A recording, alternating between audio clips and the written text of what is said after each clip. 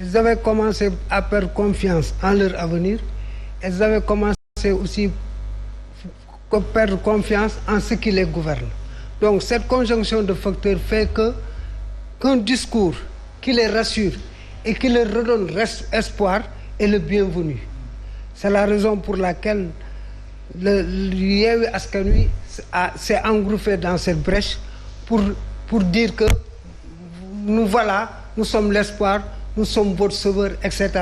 Bien vrai qu'il y a eu des réalisations énormes, ça il faut le reconnaître, qui ont été faites.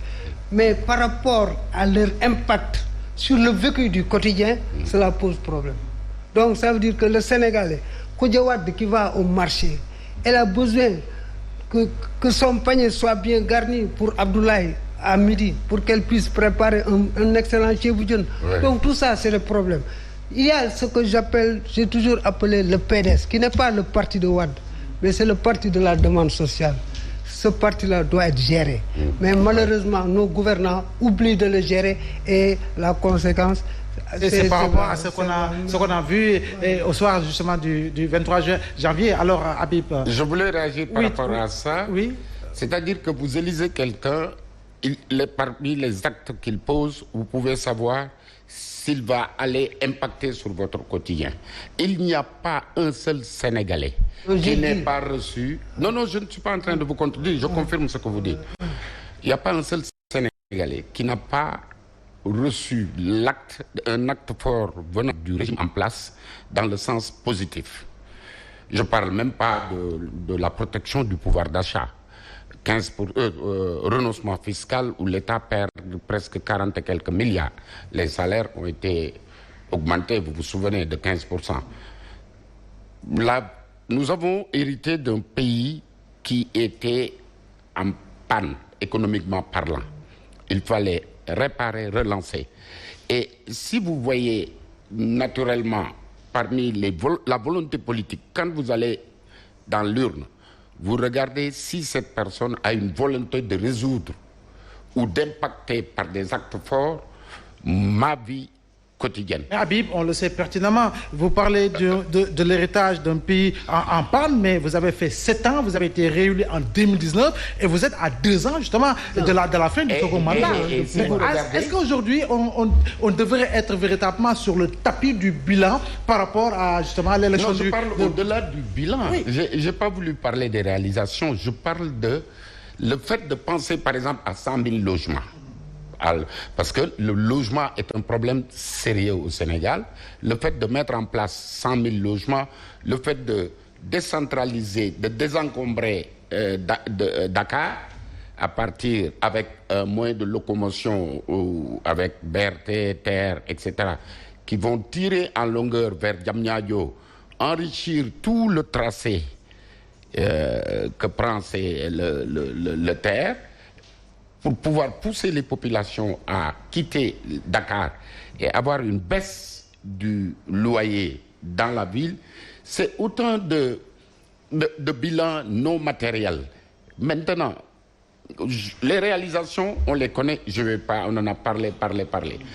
Mais la perception, comment on va arrêter cette vague de mécontentement? En quoi faisant? Le président avait soutenu au lendemain des événements du mois de mars. J'ai compris votre cri de cœur, j'ai compris votre colère. Oui. Mais entre le mois de mars et maintenant, qu'est-ce qui a été colère exacerbé par une perception savamment entretenue, à tort. Parce qu'on nous a élus pour changer. Il y a une progression démographique. De la même manière, il y avait une croissance économique. Mais vous voulez avoir une opposition qui ne va pas réagir, qui va toujours dire... Le problème, c'est est-ce que l'opposition... Le problème, c'est quoi? Vous êtes une cellule de communication. Oui. Pourquoi vous n'apportez pas la réponse qui s'y est par rapport à toute cette communication? Tout à fait. Et puis est-ce que l'opposition communique mieux aussi? Parce que vous semblez dire que l'opposition communique mieux. Même l'opposition ne communique pas bien. Cette perception-là, elle vient de... Je voulais faire une précision. En réalité, vous renvoyez la balle entre pouvoir et opposition. Non, ce n'est pas un problème de communication ou de propagande. Nous, on est cellule de communication, c'est pour expliquer. Ce n'est pas pour faire de la propagande. Pour expliquer quelles sont les contraintes, quels sont les actes qui sont posés, quelles sont les contraintes qui pèsent sur nous, État, et quelles sont les avancées et qu'est-ce qu'on peut attendre.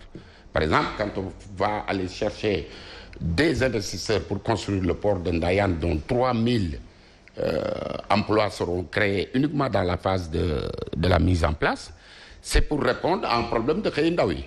Quand on met 100 000, le projet de 100 000 logements, je ne veux pas parler des réalisations, je parle de la volonté politique derrière.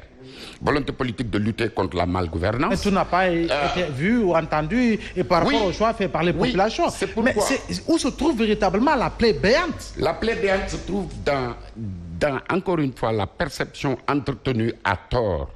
Je ne dis pas par l'opposition, même la presse, même nous, au niveau de Benno. Je vous donne un exemple. On a été victime, nous, Benno, on a été victime des frustrations internes au sein de Benno. Des gens qui disent que, écoutez, moi j'ai mouillé le maillot, mais gisuma sama bopp ci lii. Donc c'est une combinaison de facteurs. Moi je dépasse les facteurs qui ont conduit à ces résultats. Parce que j'accepte qu'en démocratie, on ne peut pas tout gagner et on ne peut pas gagner tout le temps. Ça, c'est un. Ouais. Le message a été compris. Les jeunes, il est heureux de constater que les jeunes maintenant dotent une toque parce qu'ils vont croire. Mais pour revenir juste à ce qu'a dit le professeur, très rapidement, il a dit que le vote est irrationnel. Il y a parfois des votes irrationnels. Oui. Il n'a pas tort.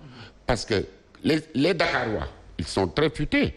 Ils n'ont pas nommé un maire farfelu ici, ni à Guédiawaye, ni à Pire. Ils n'ont pas voulu élire des maires farfelus parce que tout simplement... Parce que vous pensez qu'il y a des maires farfelus qui ont été élus? Ah oui, ce maire dont Barthélemy est un farfelu. Son père est un grand... agent de l'administration. Oui, Habib, ça c'est vous qui le dites. Nous attendons, je mets un terme à cela. Votre collègue Ahmed Aïdara, c'est un guignol de l'information. Ah ben c'est fou, ça c'est quand même, il faut quand même respecter le choix fait. Je dis, il faut respecter le choix fait par les populations qui ont véritablement élu en bonne et due forme, selon les règles démocratiques et de transparence, M. Ahmed Aïdara. Ils ont également élu Ndoye Bane au niveau de Pire. Ils ont également élu Barthélemy. À l'image de tous les autres maires qui ont été élus et qui appartiennent soit à l'opposition, soit au pouvoir. Très rapidement, oui. C'est en cela que moi je pense que la proximité est extrêmement importante. Il faut voir le discours de ces gens-là, que ce soit M. Ahmed Aïdara, M. Ndoye Bane, il faut voir le discours qu'ils tiennent. À chaque fois que j'entends M. Ndoye Bane parler, il parle de sa ville, de Pire. Les intellectuels de Pire, que ça soit qu'ils soient directeurs de trésor ou je ne sais quoi d'autre, c'est très difficile qu'ils viennent devant les télés et parler de sa localité. Ça, c'est extrêmement important. Ils se susurrent que même s'il y a des problèmes dans ces zones-là, par exemple à Pire, s'il y a un problème avec l'éclairage public, au lieu d'aller voir, justement, au lieu d'aller voir le maire, ils viennent voir un gars comme, par exemple, M. Ndoye Bane. Maintenant, cela dit, c'est pas que ça le problème. J'ai l'impression que vous semblez négliger un peu la compréhension, même dans l'analyse globale, pas forcément. Oui, absolument, mais pas forcément. Barthélemy Diaz a été élu avec la règle de qualité. Oui, mais pas forcément ça. Ce que je veux dire. Mais quand même, c'est directement ou indirectement accuser les Dakarois d'être des radicaux. Non, en fait, non. Moi, ce que j'ai dit, c'est très clair. C'est que nous avons un vote qui sanctionne